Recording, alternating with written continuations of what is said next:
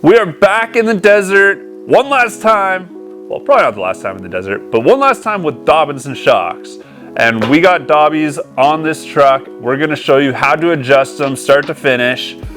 What do you think about this process? I think it'll be cool. Triple adjusters gives you a lot of adjustment, but also if the main valving isn't within the right range and the adjusters, you know, they're only working on oil that's displaced, so if they're also not within the right range, it can leave a lot to be desired. Yeah. So I'm interested to see how it goes today. Yeah, so these Dobinsons specifically were sent to us by Brenton. So huge shout out to him. He just sent them to us and was like, whoop these things, put them through their paces, adjust them, do whatever you gotta do. I just wanna see this video come to life.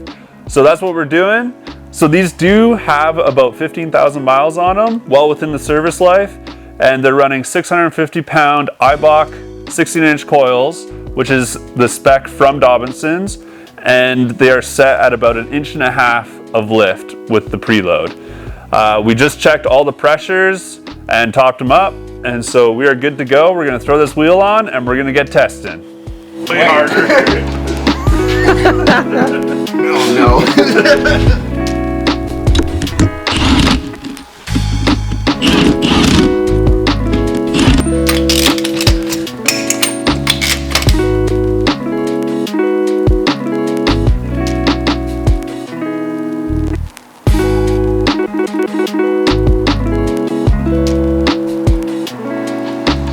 So I'm gonna run the fronts at 22 and the rears at 18, which is what I found works pretty good for this thing. Yeah. Airing down is crucial because it creates a greater contact patch for the tire. It actually lowers your pound per square inch impact on the road. And also your tire's sidewall is gonna act like part of your suspension. Like look at all this squishiness here. So you get a little bit of that, which really helps with like expansion joints and kind of like low velocity inputs are easily absorbed by the tire. We found the instructions that show the recommended specs for Tundra. So we're gonna dial it into that just as a starting point and see how that goes. So let's get in there and make the thing happen. So these adjustments are from fully open. So everything that we talk about here is gonna be from all the way open, like lefty-loosey. Okay, so this is the stock recommended settings straight from Dobinson's instruction manual. And these are our very first impressions. Just driving into the wash here. This road's pretty smooth, honestly. Yeah, this road is nicer than my driveway. The biggest key to having your suspension perform really well is just to drive on really smooth surfaces. Yeah, if you have a grader, yeah, you could just go out and do that and all suspensions will be good. So the funny thing is we've done all these shock value tests and we always push the trucks and the shocks to the limit. But then everybody complains that they're like, well, nobody actually drives like that. I'm like, yeah, but if you drive on just smooth roads all the time, then it doesn't even matter. Because like, if you're not pushing the shocks, then what's the point? Nah. I think that car is stuck in the sand. No, I think they got it. They just need some max tracks. This is a fucking Tesla? What's happening right now? Yeah, see, we're reviewing shocks on a road that Teslas are driving, so I don't know. We're not at the part where it's a road yet.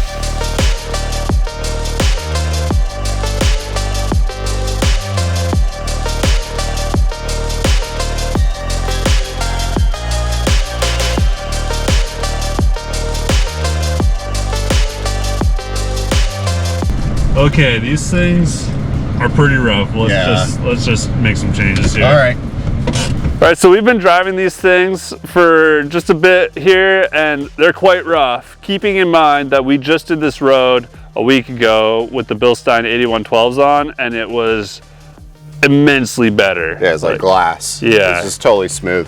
Compared to this where we're just getting kidney shots all day. Yeah. So yeah, what are your thoughts? I mean, we're at the low end of low speed compression, so the only way we have to go is up. So that kind of makes it easy for us, you know, because we only have one click on low speed. I think there's like 10 or 20 clicks. I'll have to look at the instructions, but I say we go up like 5 in the front, 5 in the rear. Yeah. And let's just see if that's the right direction to go. Yeah.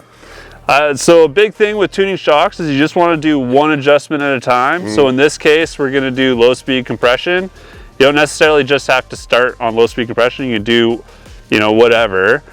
Different people have different methodologies, but just do one so you know what it's doing. Otherwise, you do all these adjustments and then you're like, okay, well, what actually affected what? Yeah. So we're gonna start with low speed compression and then see what we see. And it's more important to be like directionally correct too than it is even to dial in the settings first time. Like we just want to make sure that more low speed is going to help alleviate some of the ride quality issues that we're having right now, and then keep going from there. Yeah, because we could turn it up and it just gets way worse. So. Yeah, in which case.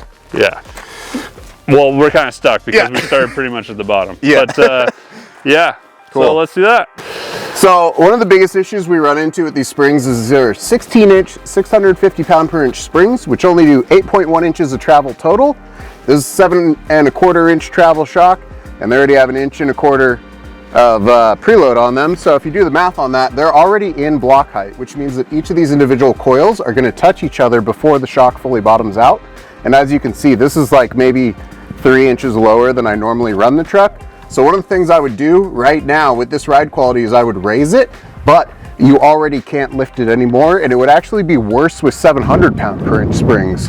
So the way some companies get around that is they'll have a physically wider inner diameter spring, which does more travel. So on the 8112s, you can lift the front end of this truck up to 4.5 inches with this same pound-per-inch spring, because it's a different design. Unfortunately, this is the incorrect spring for this setup, and all the Dobinsons spec ones will do this as well, judging by their stats. All right, let's see if that made it better or worse. Hopefully better, because it sucks. Yep. Okay, so we've just added 5 clicks of compression all the way around, and we're gonna see what we see. I'll be honest, it's kind of hard to tell. Yeah, this road is very smooth. Yeah, the road is smooth, but it has lots of razor burn, and the razor burn with the 8112s you don't even feel, and with these you definitely feel. Yeah. And that's just part of being a zone shock, because you can make the middle ride zone way softer so that it absorbs those little bumps, but it still doesn't bottom out like crazy because you have a compression zone that takes the big hits for you. Like, I don't know why people were trying to argue with me in the last video that a zone shock is the same. Yeah, but anyway. Well, I think they just don't understand, because if they saw this truck with a coilover, bypass, and air bump in the front, they would say, obviously, that's better.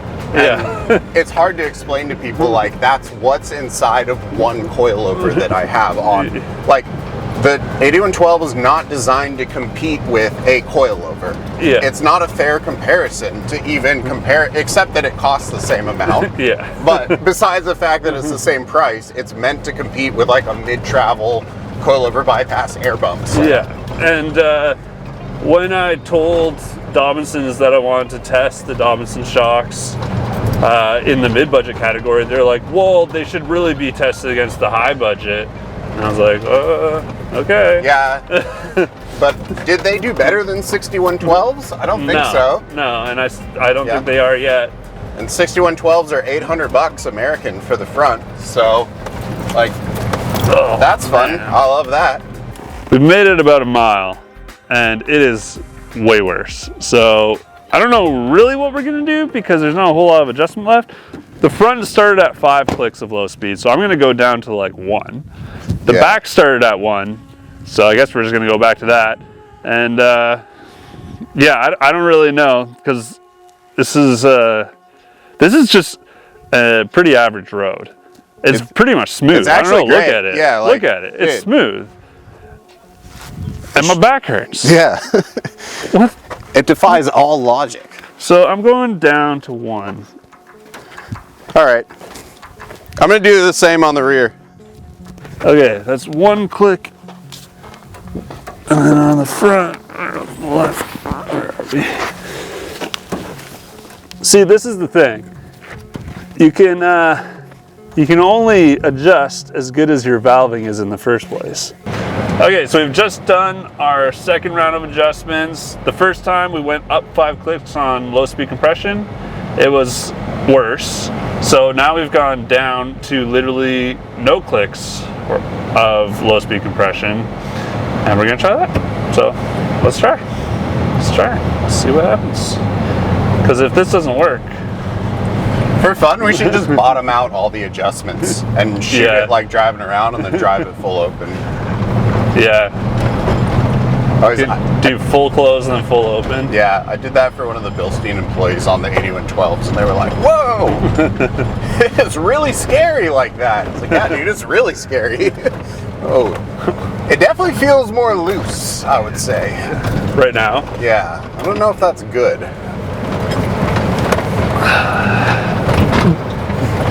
Maybe you just need to drive faster over these bumps. It's like bad in the opposite way now. Hey, kind of like how it was in shock value. Yeah. Weird. Oh, man. Weird. Okay, so we started out with low speed, 1 in the back, 1 click, and 5 clicks in the front. Then we went up 5 clicks all around. It was firmer and worse. So then we decided to go the other way to see if we just went the wrong direction. We went all the way down to 1 click in the front and then back to 1 click in the rear. Also bad. Yep. So now we've gone up to 3 clicks in the front, 3 clicks in the back, and we're gonna try it. So this is where we're at. If this does nothing, we're gonna, I don't know what we're gonna do. We'll figure it out when we get there. Give up. Yeah, pretty much. Wow. Oh, Lord. Oh. Yeah, that. See, with the 8112s, this truck would just float those. Yeah. And I can maybe try and hit him at 50. I think I could do that once. And then that would be the end of my truck. Where do I go? This is the left. I think it's that middle lane there. Yeah. Yeah. Hopefully not that. That one looks scary, dude. Okay, I'm gonna kind of like give it a little. Oh. No. Oh, this looks so scary now. Yeah, this is. Oh no. Okay. It was no better. It was just different. So we're gonna put actually the low speed back to where it was, and then we're gonna play with the high speed now. So we'll see. I don't know. Give it a little more beans this time going this way. Oh yeah.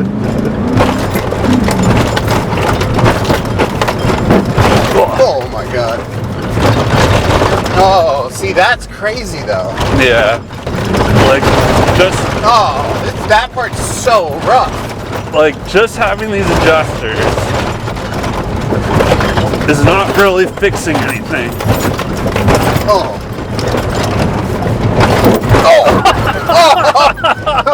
I knew that was gonna happen. Oh. Dude.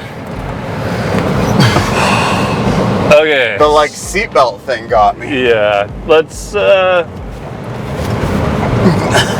So basically what we're doing is we're trying to hit something a little bit more challenging so that you can really tell the difference. This stretch has like a moment where it's like kind of your average, and then it has a moment where there's some bigger, they're not big, but they're like 1 foot little whoops. Yeah.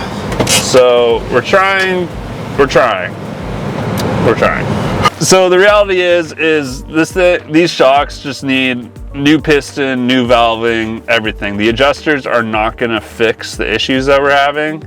It's just way too rough over the little stuff, but then over the big stuff, it's just bottoming out. So what we're gonna do is we're just gonna open everything. We're gonna open the low speed, the high speed, the rebound all the way, hit this section, and then we're gonna close everything all the way and hit this section, and we'll talk about what it feels like. And you can see the footage and see what it looks like. Fully open, everything fully open. What are we expecting here? I'm expecting bottom top, bottom top, bottom top. Yeah, it's a thing I like to call sky, ground, sky, ground. Let's see. She's floating, dude. I'm not. Oh, the back rebound is nuts. Oh, yeah. Okay. Oh, no, I'm like actually really scared.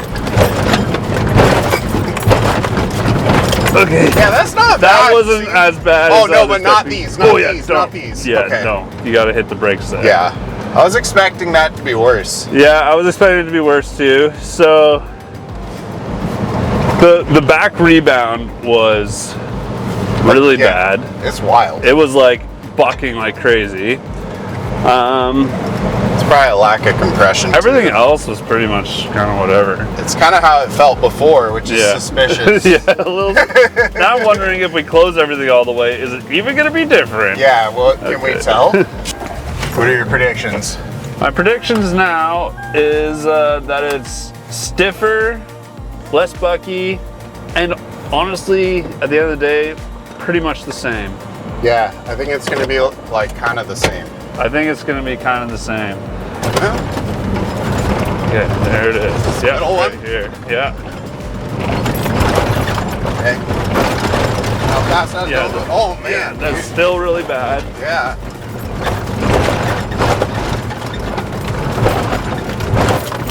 These are better. Yeah, right? That's definitely better. Oh wait, why didn't you brake again? I just want to kill us. That adjustment range is fine if your valving is in the right spot. Yeah. But the valving is not in the right spot. And it doesn't do that much adjustment too. No, it barely really does a whole lot. I've seen the dyno graphs of like the Fox DSCs, even versus the DSA Plus. The Bilsteins do 300% the adjustment the DSCs do. Like, if you take the King mid-speed adjusters, for instance, and you fully open them, it feels like a normal shock. You fully close them, you can't, they like feel like they don't even compress. Yeah. It's crazy. Whereas these, like, honestly, I'd probably just leave them like this. Yeah, I would just leave them fully closed. Like, we should just rip around a little bit and see if it's like significantly worse. Or I feel like we finally made it a little better, except on the chop, it's on the chop is, well, maybe, so what would chop be? That's high speed. It's technically high speed, but it's not enough shaft velocity to adjust the high speed. Because the bumps are so small that they're not moving the shaft enough to really make a difference. So, I don't know. Like, because should we just like open low speed, high speed all the way? Maybe. And try and make those little bumps better, but keep the low speed for the big hits? No. Well, big hits are also high speed. Yeah, big hits are high speed. So. Yeah, you can't win. Look at that mouse. In the wheel right there. Oh yeah. Dude, get out of there. You're gonna die, buddy. Low-key frightened. I think you just gotta man up, dude. Okay, you have more than one running vehicle though. All right, so we have just left everything closed, but the low speed we opened all the way. We're trying to make the little chop better. These bigger whoops are actually like fine.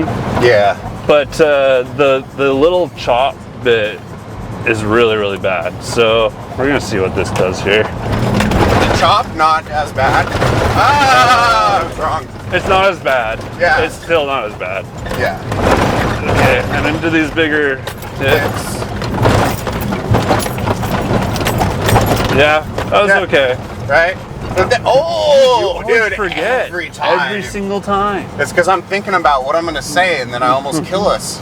I think with a low speed open, it helps you get into your other valving ranges faster because you don't have that restriction. Yeah, it makes sense. So, honestly, that felt better that's the best that it's been. Yeah. I think, all the way around. Me too. We should drive it around a bit more and just see. Yeah. But I think all the way open on low speed, all the way shut and everything else has been the best it's been. Which is nuts. That's super weird. You should never have to max out your adjustments if the valving is correct. Yeah, like realistically. If we were actually tuning these, like they would have been apart after the first time. Yeah, and they would have had different springs and different ride height and yeah. Okay, Ian. This has been unlike my experience with any other adjusters on shocks, frankly. Normally you do a couple adjustments and it's a massive change. But this, like, literally the best it's ridden is everything fully closed and the low speed fully open. Yeah, it's you never want to be maxed out on an adjuster. Yeah. Like if you're maxed out on the adjuster, the valving is wrong. Yeah. Or the piston's wrong, or whatever, the bleed's wrong. Something about the tune is wrong. So that's my feedback to Dobinson if they're listening, is just get out in a truck with your own shocks and try it and valve them and then put the adjusters on. Yeah. You know, like get it dialed and then put the adjusters on, and then people can tweak it how they see fit or feel like they're doing something. Cool.